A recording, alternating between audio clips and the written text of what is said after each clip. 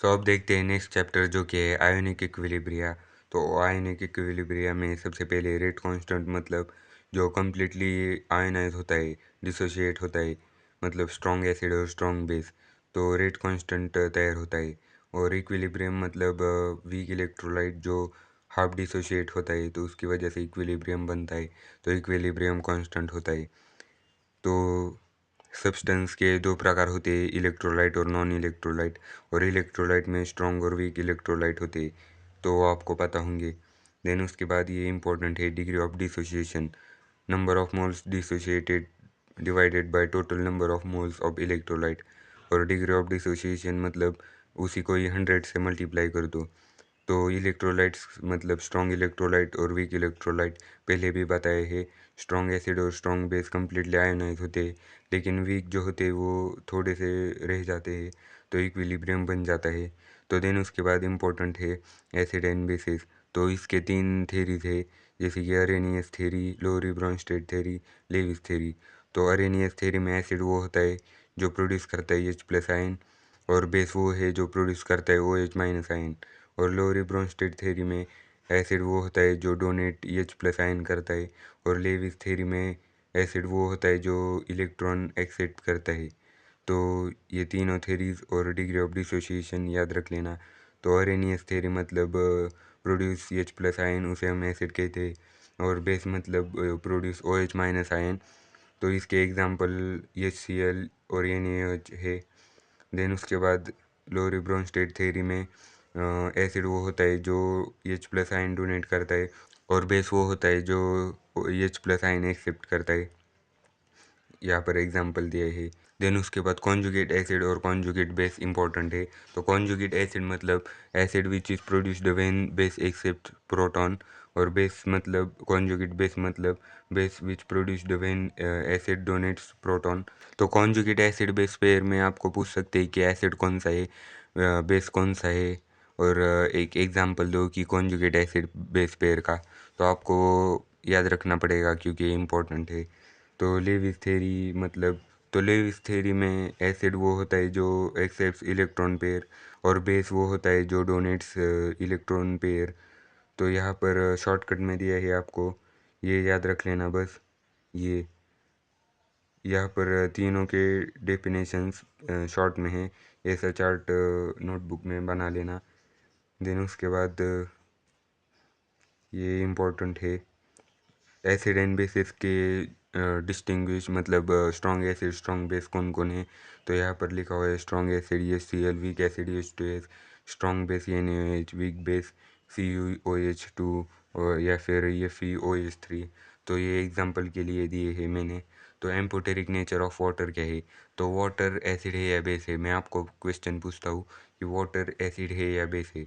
तो वाटर दोनों है, मतलब कभी कभी एसिड भी एज ए एसिड भी एक्ट करता है और बेस भी एक्ट करता है।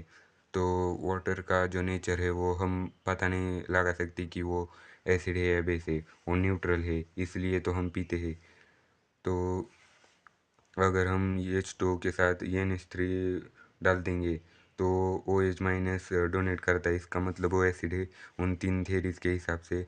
और H2O, और अगर हम उसको HCl के साथ एडिशन कर देंगे तो वो Cl- प्रोड्यूस करता है, या फिर H+ प्रोड्यूस करता है। तो वो तीन थेरीज के हिसाब से बेस हो चुका है।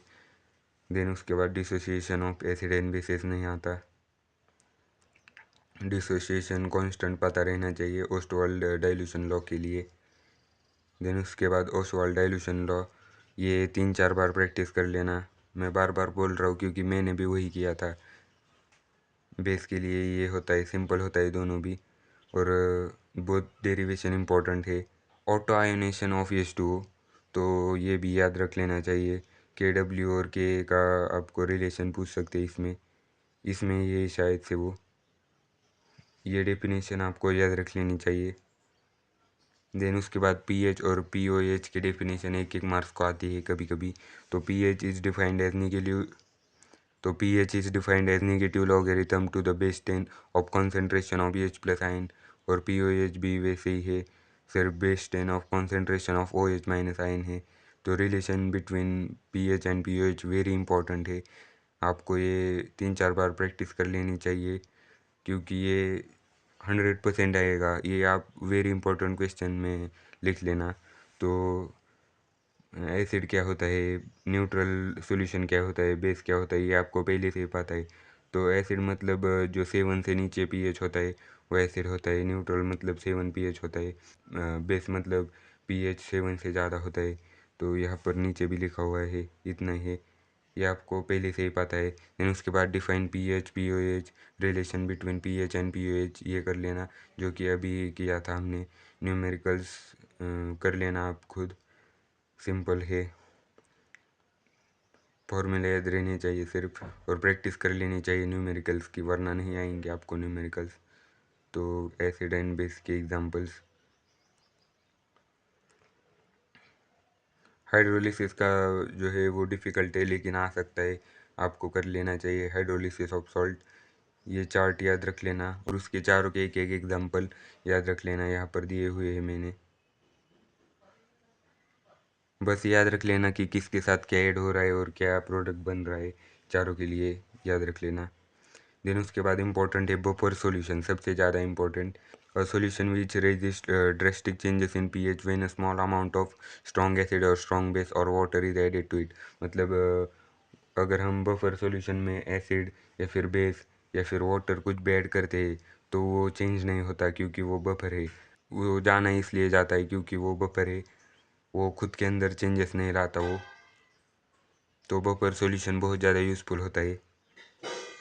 तो types of buffer solution, acidic buffer और बेसिक बफर, इसका डिफरेंस भी पूछ सकते हैं। तो एसिडिक बफर जो है वो weak acid plus salt of weak acid and strong base, और बेसिक बफर मतलब weak base plus salt of weak base and strong acid. ये आपको शॉर्ट फॉर्म नहीं पता लग रहे तो कमेंट में पूछो, मैं बता दूंगा। तो इन दोनों के डिफरेंसेस यहाँ पर दिए हुए हैं, जो कि सिंपल है फॉर्मूले के हिसाब से। यहाँ पर -log 10 ऑफ के है, और यहाँ पर -log 10 ऑफ के भी है। देन उसके बाद बफर की प्रॉपर्टीज़, बफर सॉल्यूशन की प्रॉपर्टीज़। तो वो small amount of either strong acid और स्ट्रॉन्ग बेस डालेंगे तो वो चेंज नहीं होता, और डाइल्यूशन पे भी चेंज नहीं होता, और लॉन्ग टाइम के लिए रखते हैं तो भी चेंज नहीं होता। और एप्लीकेशन जैसे कि biochemical system, agriculture, industry, medicine, analytical chemistry, सब में यूज़ होता है।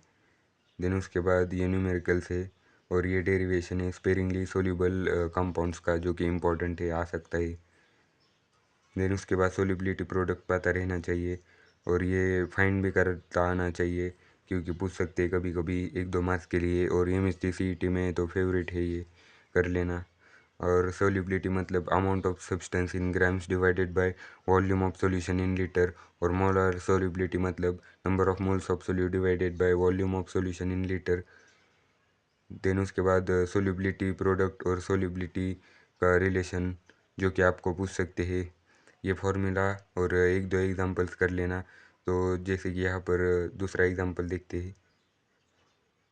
तो PbI2 में जो 2 होता है वो y है, और Pb का 1 कोएफिशिएंट है, वो x है। तो इस फॉर्मूले में पुटअप कर देंगे तो हमें ये मिल जाएगा, जो कि पूछ सकते हैं कभी कभी। और ionic product, the product of concentration of ions in solution at any condition is called ionic product. तो 3 कंडीशन है, मत याद रखना, नहीं आएगा ये। तो न्यूमेरिकल्स आपको नोट्स मिल जाएंगे डिस्क्रिप्शन में। तो न्यूमेरिकल्स में मैंने अच्छे से सब कुछ लिखा है। तो कॉमन आयन इफेक्ट मतलब दो रिएक्शन होते हैं, एक रिएक्शन वीक इलेक्ट्रोलाइट्स की है और एक स्ट्रॉन्ग इलेक्ट्रोलाइट की है। तो वीक इलेक्ट्रोलाइट वीक डिसोशिएट करता है, लेकिन स्ट्रॉन्ग जो है वो बहुत ज़्यादा डिसोशिएट करता है। तो इक्विलिब्रियम जो होता है वो स्ट्रॉन्ग का बहुत ज़्यादा है होता है, और वीक का बहुत कम होता है। तो इक्विलिब्रियम उनके अंदर बन जाता है, मतलब कोई कितना भी करे लेकिन दोनों का सेम रहता है, तो उसे हम कॉमन आयन इफेक्ट कहते हैं। ली चार्टलेस प्रिंसिपल है ये। तो यहाँ पर थ्योरी दी हुई है इसकी। तो यहाँ पर इम्पोर्टेंट क्वेश्चन है, कर लेना। और क्वेश्चन बैंक जो है आयनिक इक्विलिब्रिया की, वो डिस्क्रिप्शन में है। और न्यूमेरिकल्स मेरे नोट्स से सॉल्व कर लेना और प्रैक्टिस कर लेना, और डेरिवेशन जो है वो रट लेनी चाहिए आपको। वरना आप भूल जाओगे। 3-4 बार प्रैक्टिस कर लेनी चाहिए डेरिवेशंस की, सब वही करते हैं। और अब बढ़ते हैं नेक्स्ट चैप्टर की तरफ।